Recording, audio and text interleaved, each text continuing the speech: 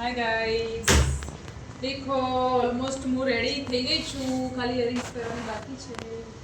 કેવી લાગુ છું યાર? તમે લોકો લાઈક નહીં કરતા મારા વિડીયોને. શેર કરો, થોડા કમેન્ટ મારો, મજા આવે મને વિડીયો રોજ નવા નવા બનાવવાની, નવી નવી ચણિયાચોળી પહેરીને.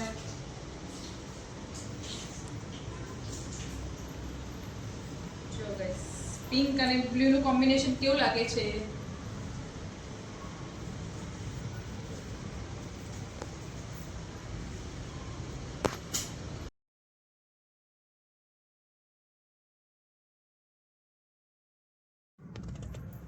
ગાઈસ, ગરબા ગઈને આવ્યો, બહુ જ થાક લાગ્યો.